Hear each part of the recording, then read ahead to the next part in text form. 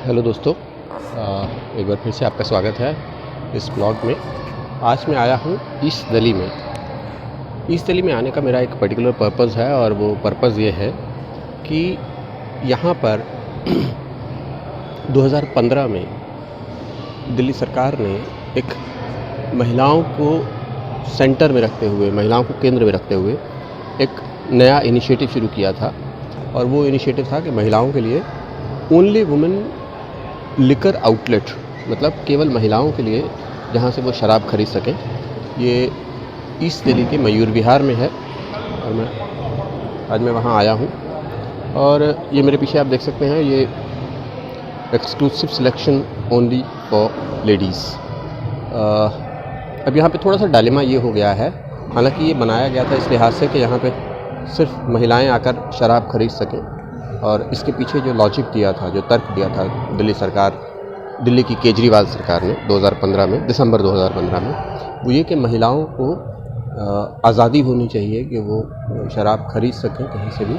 और चूँकि normal outlets में उन्हें थोड़ी बहुत दिक्कत, ह्यूमिलिएशन का सामना करना पड़ता है, उन्हें कुछ निगाहें घूरती रहती हैं, तो उस लिहाज से उन्होंने ये स्पेशल आउटलेट महिलाओं को देखते हुए यहाँ पे वेंडर्स भी हैं, 2-1 महिलाएं। चूँकि समय हो चुका है तो ये दुकान अभी बंद है और मैंने ये समय जान के इस समय चूज़ किया। हो सकता है कुछ रिएक्शंस हो मेरे इस तरीके के शोज़ शूट करने में, इसलिए बंद होने के बाद मैं ये शूट कर रहा हूँ। कोशिश करूँगा आपके लिए कभी खुलने के बाद भी महिलाओं से रिएक्शन ले पाऊँ।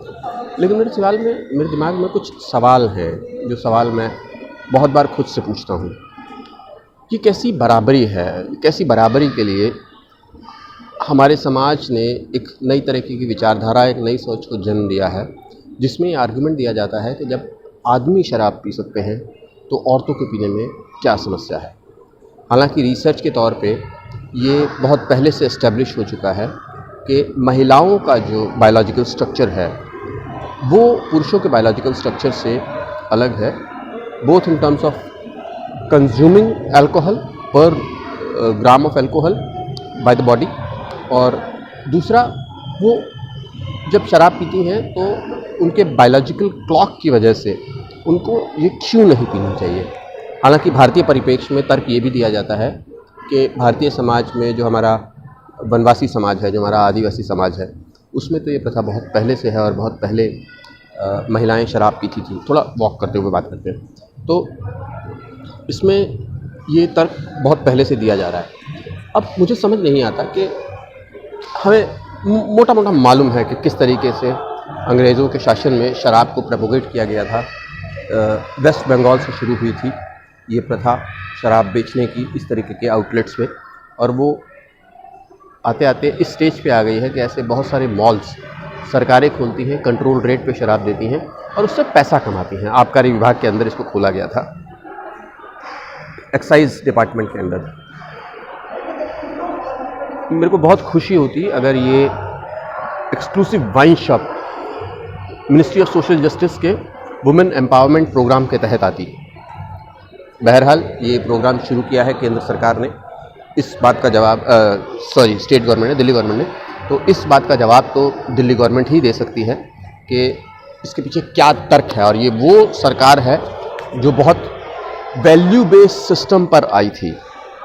मैं किसी सरकार का विरोध नहीं कर रहा हूँ, मैं सिर्फ ये कह रहा हूँ कि एक वो समय था कि जब महिला सशक्तिकरण के लिए महिलाएं, चाहे वो गांधी के नेतृत्व में, चाहे विनोबा भावे के या फिर अंबेडकर के नेतृत्व में, खड़ी होती थी और शराब के खिलाफ मुहिम चलाती थी।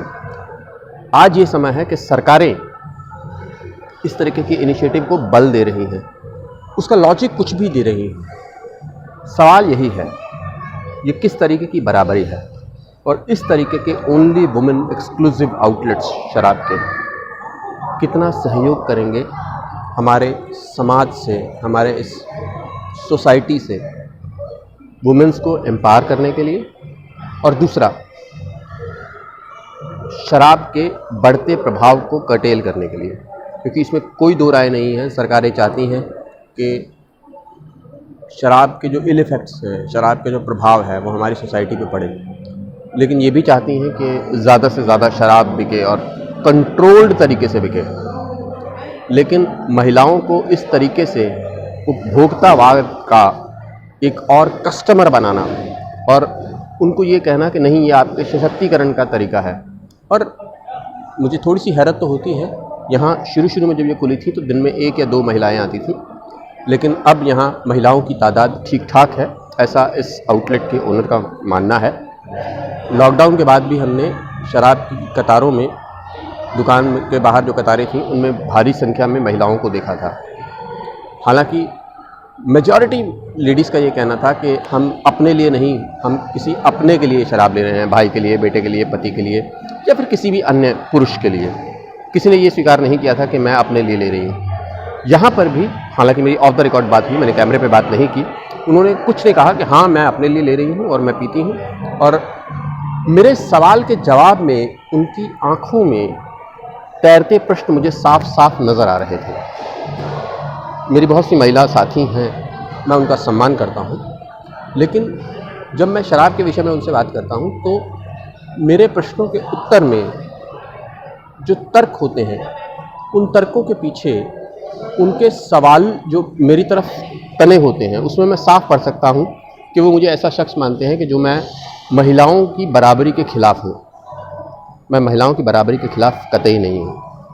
मेरा केवल इतना आग्रह है कि महिलाएं अपने आप को उस क्षेत्र में पुरुषों की बराबरी करें जहां वो वाकई ही सशक्त हों। एक पुरुष जब शराब पीकर सड़क पर हुड़दंग करता है या फिर अपने घर पर अत्याचार करता है या अपने घर को निगलेक्ट करता है, वैसा ही काम अगर महिलाएं भी कर रही हैं तो उसमें कौन सी बराबरी है।